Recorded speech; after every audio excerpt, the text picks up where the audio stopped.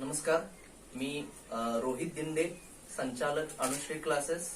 आज आपण इयत्ता 10वी स्टेट बोर्ड मराठी मीडियमचा मॅथ्स म्हणजे गणित भाग 1 मधला पहिला जो धडा आहे तो पहिला धडा आज आपण बघणार आहे. बघा, सुरुवातीला धड्याचं नाव काय आहे? दोन चलातील रेषीय समीकरण. आता दोन चल हे आपल्याला काय आहे हे पहिल्यांदा माहिती करून घ्यायचं आहे. आणि रेषीय समीकरण, आता जसं की आपल्याला रेषीय समीकरण म्हटल्यानंतर आपण बघितलं बघा, 2x अधिक 4y अधिक 5z बरोबर 0. म्हणजे हे जे एक सारखं लिहितोय याला आपण रेषीय समीकरण म्हणतोय. पण याच्यामध्ये आपल्याला काय सांगितलंय? दोन चल. चल म्हणजे काय? इथं a to z म्हणजे जे इंग्लिश मध्ये आपण x y लिहिलंय, इथं z लिहिलंय, या तिन्ही गोष्टीला आपण काय बोलतोय? चल. तर या धड्यामध्ये आपल्याला असं बघायचं आहे की ती चल फक्त दोनच असणारे असं रेषीय समीकरण. म्हणजे काय की या पद्धतीने, म्हणजे 2x अधिक 4y बरोबर काहीतरी संख्या. म्हणजे या बाबतीत म्हणजे या पद्धतीचं जे आहे त्याला आपण रेषीय समीकरण म्हणजे दोन चलातील रेषीय समीकरण असं म्हणतो. हे आपण एक ढोबळ व्याख्या झाली. पर्टिक्युलर जर व्याख्या बघायला जर गेली तर याच्यामध्ये काय आहे? पहिलं सांगितलंय की याच्यामध्ये चल जे आहे ही काय दोन आहेत. आता चल दोन म्हणजे काय? तर याच्यामध्ये a to z कुठलंही अल्फाबेट जे आहे इंग्लिश ते आपण घेऊ शकतोय, ते दोनच फक्त आपण घेऊ शकतोय. ठीक आहे. त्याच्यानंतर दुसरी व्याख्यामध्ये काय सांगितलंय? पदांची कोटी. आता कोटी म्हणजे काय की आपण जसं की वर्ग. आता बघा, x चा वर्ग व x ची कोटी किती आहे? काही नाही, म्हणजे 1 आहे. जसं की दुसरं जर उदाहरण बघायचं झालं तर असं असतंय बघा, 2x वर्ग अधिक 4y बरोबर 7. बरोबर आहे. आता बघा, याच्यामध्ये हे x हे आहे, याला आपण काय म्हणणार? चल म्हणणार. हे y हे चल आहे. इथं दोन चल आहेत, पण या x या चलाची कोटी इथं 2 आहे. पण आपल्याला या दोन चलातील रेषीय समीकरणामध्ये दुसरा नियम सांगितलाय, पदाची कोटी ही एकच पाहिजे. म्हणजे काय? हे इथं जो वर्ग दिलेला आहे हा वर्ग नसला पाहिजे. बरोबर आहे. त्याच्यानंतर बघा, आपण याच्यासाठी एक स्टँडर्ड जो फॉर्म्युला आहे तो फॉर्म्युला काय आहे तो बघूया. बघा, जसं की ax plus by plus c is equal to 0 हा आपला काय दिलाय? Standard formula. तर स्टँडर्ड फॉर्म्युला मध्ये काय की याच्यामध्ये बघा, हे x आणि ही y ही दोन हीच काय चल आहेत. म्हणजे x y ही काय चल आहे. आणि a b c ही काय तर ही संख्या आहेत. बरोबर. आता बघा, याच्यामध्ये आपला तिसरा नियम घेतलाय की a b is not equal to 0. म्हणजे a आणि b शून्य नसायला पाहिजेत. याचा अर्थ काय की आपण इथं लिहितोय, समजा 0x अधिक 7y बरोबर 7 असं लिहिलं तर याच्यामध्ये आता हे जे पद आहे x आणि y ही दोन पद आहेत किंवा ही दोन चल आहेत. या चलांच्या समोर जे आहे इथं काय पाहिजे? 0 आणि 7 आहे, तर 0 इथं नसायला पाहिजे. हा आपण काय केलाय की हा तिसरा नियम बघितलाय. म्हणजेच आपल्याला याच्यावरून काय करता आली पाहिजे? ठराविक रेषीय समीकरण आहे की नाही हे सांगता आलं पाहिजे. आता बघा, एक ठराविक एक्झाम्पल उदाहरण घेऊया. या उदाहरणावरून आपल्याला लक्षात येईल की हे आहे की नाही. आता बघा, पहिलं उदाहरण आपण घेऊया. पहिलं उदाहरण, 2x चा वर्ग अधिक 7y बरोबर 0. आता हे जर बघितलं तर हे रेषीय समीकरण आहे का? म्हणजे दोन चलातील रेषीय समीकरण आहे का हे आपण जर विचारलं तर हे ऑब्व्हियसली आपण म्हणू शकतोय की हे नाही. का नाही? कारण का बघा, इथं आता जे चल आहे इथं एक चल दोन चल आहेत, पण या चलाची कोटी किती आहे? 2 आहे. आपण नियमामध्ये बघितले की आपल्याला कोटी किती पाहिजे? एकच पाहिजे. बरोबर आहे. समजा आपण दुसरं एक उदाहरण घेऊन बघूया. 3xy अधिक 4z बरोबर 2. आता याच्यामध्ये हे दोन चलातील रेषीय समीकरण आहे का? तर आपण सांगू शकतोय हे नाही. का नाही? कारण इथं बघा, इथं एक्स, वाय आणि झेड असे 3 जे आहेत, ही 3 चल दिलेत. त्यामुळे हे सुद्धा आपण काय की रेषीय समीकरण, 2 चलातील रेषीय समीकरण आपण म्हणू शकत नाही. आता बघा तिसरं एक्झाम्पल घेऊया. 1/x अधिक 2/y बरोबर 4. हे जरा थोडस वेगळं आहे. तर हे 2 चलातील रेषीय समीकरणे आहे का? तर आहे. आता कसं काय हे आहे असं म्हणतोय बघा, की याच्यामध्ये 1/x म्हणजे काय, 1/x याला जर आपण u म्हटलं आणि 1/y याला आपण v म्हटलं, तर आपल्याला काय येईल, 1u अधिक 2, समजा याला आपण v म्हणूया, 2v बरोबर 4. बरोबर आहे. म्हणजे u आणि v ही 2 आपल्याला काय मिळाली, चल मिळाली. त्यामुळे हे आहे. आता बघा आणखी एक एक्झाम्पल, चौथा एक्झाम्पल बघूया. याच्यामध्ये 0x अधिक 5y बरोबर 14. आता हे आहे की नाही, तर हे नाही. का नाही बघा, इथं x आणि y हे 2च आपल्याला काय चल आहेत, पण या x च्या समोर 0 आहे. आपण मगाशी बघितलंय की a आणि b ची किंमत काय नाही, 0 नसावी. आता बघा लास्ट एक्झाम्पल एक बघूया. 5व्या एक्झाम्पल मध्ये बघा, 5x अधिक 7y अधिक 2 बरोबर 3. आता हे जे आहे, हे 2 चलातील रेषीय समीकरण आहे का? तर हे आहे. हे आहे. कसं काय बघा, की याच्यामध्ये x आणि y ही 2 काय चल आहेत, फक्त 2 चल आहेत. यांचा जो आपण जो कोटी म्हणतोय की त्यांचा घात हा एकच आहे. बरोबर. आणि ह्या संख्या आहेत 5, 7 आणि 2. बरोबर. त्यामुळं हे आपल्याला काय की 2 चलातील रेषीय समीकरण आपण या पद्धतीने याला म्हणू शकतो. ही एक सिंपल जी गोष्ट आहे, याच्यावर आपण या 3 गोष्टीवरून म्हणजे 2 चल पाहिजेत, जी पदांची कोटी आहे, जे चल आहेत त्यांची कोटी ही एक पाहिजे. कोटी म्हणजे आपण काय म्हणतोय, त्याचा जो घात. आता बघा इथं घात काही लिहिलेला नाही, म्हणजे 1 असतो. ठीक आहे. आणि त्याच्यानंतर जो आपण चल घेतलेला आहे त्या चलाच्या समोर 0 ही संख्या नसावी.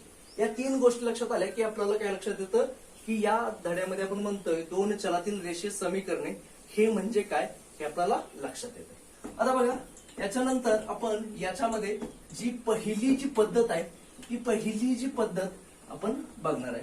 आता बघा हा जो टॉपिक जर आपण बघितला, हा टॉपिक खूप सिंपल आहे. सिंपल का म्हणू शकतोय, कारण की सेम हाच टॉपिक आपण 9वी मध्ये शिकलोय. आता 9वी मध्ये शिकत असताना आपण काय केलंय, की याच्यामध्ये सेम टॉपिक 2 चलातील रेषीय समीकरण बघितल्यात. फक्त आता काय करायचं की याच्यामध्ये फक्त थोड्याशा ज्या मेथड्स आहेत, त्या मेथड्स फक्त काय झाल्यात की ऍड झाल्यात. आता बघा आपल्याला जी आता पहिली पद्धत बघायची आहे, तर ती पहिली पद्धत बघा, एक सामायिक रेषीय समीकरण.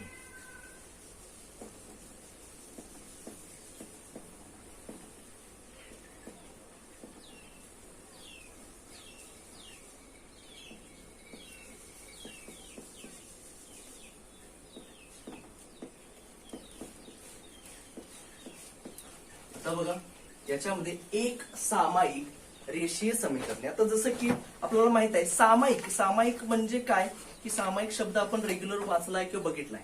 सामायिक म्हणजे एकसारखं, जसं की समोरचा आहे त्याच्यासारखाच. बरोबर. याला आपण सामायिक म्हणतोय. तर ह्या सामायिक रेषीय समीकरणे जे कशात येत आहे, हे 2 चलातील रेषीय समीकरणे, पण याच्यातलं पहिली जी पद्धत आहे एक सामायिक रेषीय समीकरण. आता बघा आपण काय करूया, एक एक्झाम्पल बघूया आणि त्या एक्झाम्पल वरून आपल्याला तुम्हाला ही पद्धत जी काय ती समजेल. आता बघा एक एक्झाम्पल आहे,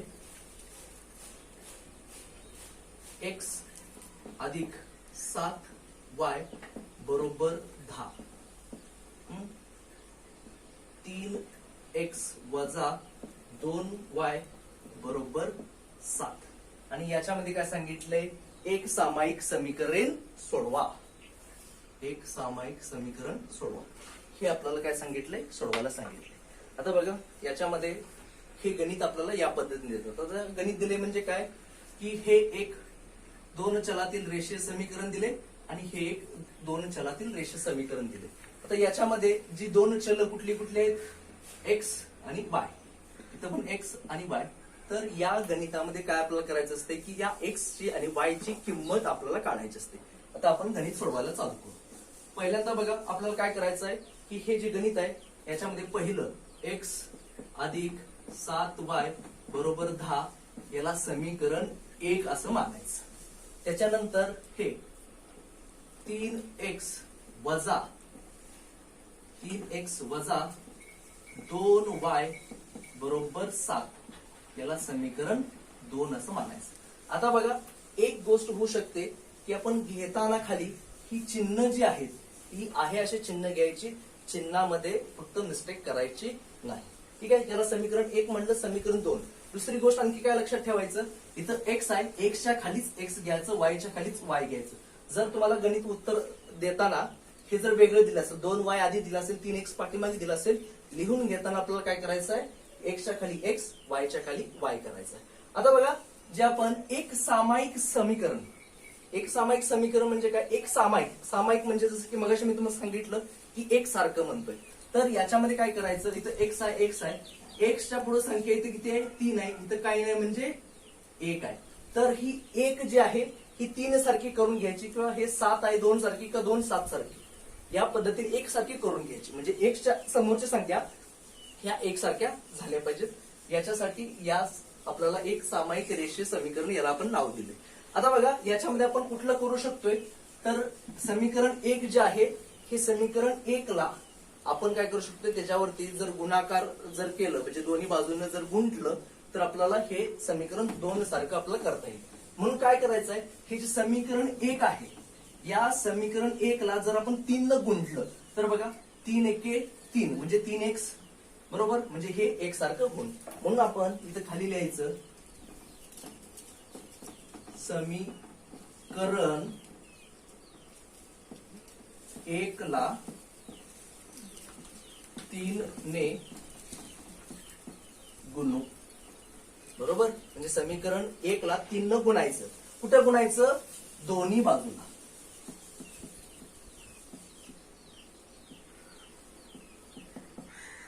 दोन्ही बाजूला. आता दोन्ही बाजूला म्हणजे काय, या समीकरणाला जर इथं याला गुणायचं, याला गुणायचं, याला गुणायचं. पहिले याला गुणलं तर काय येईल, 3x. 7y ला जर गुणलं 7 त्रिक 21 म्हणजे 21y, आणि 10 ला गुणलं तर 30 बरोबर. म्हणजे हे आपल्याला या पद्धतीनं हे मिळालं. आता हे नवीन इक्वेशन मिळालंय तर याला आपण 3 नंबर द्यायचा.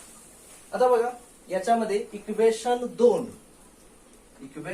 आणि इक्वेशन 3 जर आपण बघितली तर याच्यामध्ये 3x आणि याच्यामध्ये पण 3x आहे, म्हणजे कुठला आहे, सामायिक आहे बरोबर. याच्यात जे आहे तेच याच्यात आहे.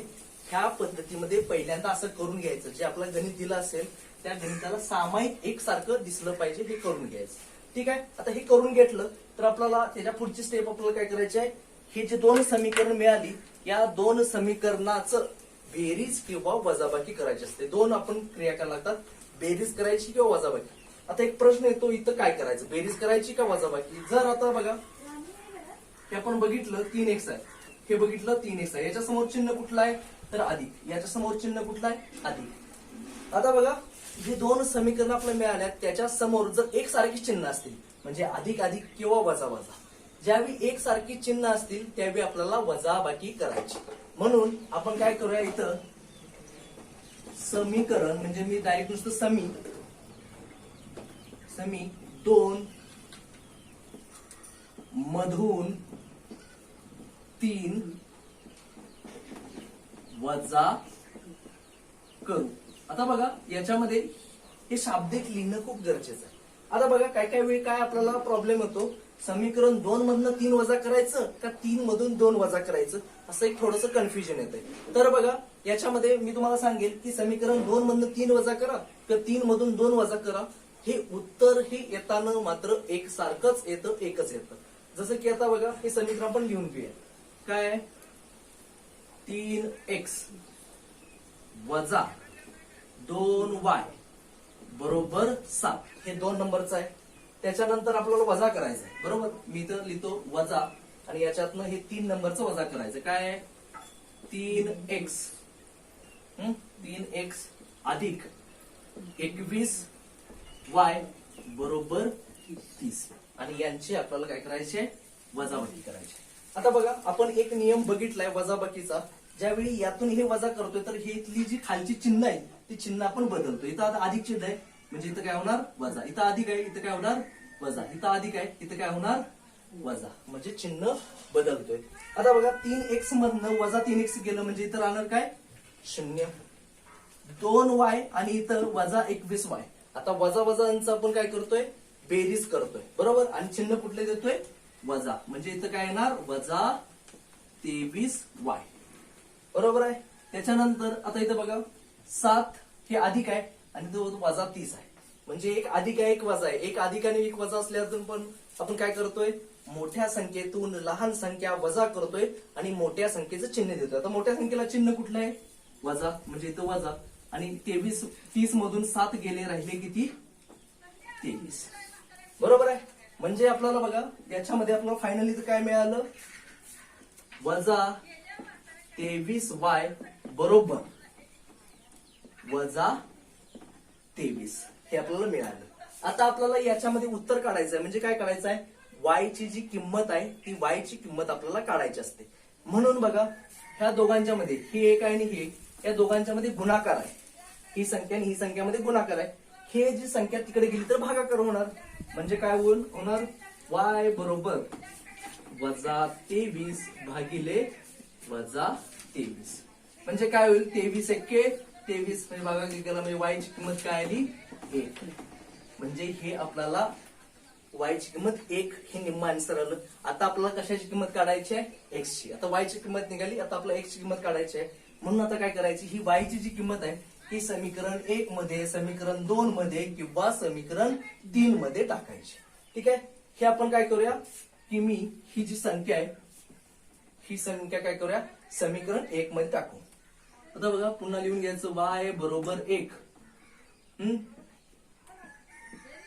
समी 1 मध्ये टाकू. ठीक आहे. समीकरण 1 काय आहे? लिहून घ्यायचं आधी. समीकरण 1 x अधिक 7y बरोबर 10 हे समीकरण 1 आहे.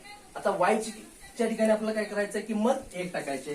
म्हणजे x अधिक 7 कंसात 1 बरोबर 10.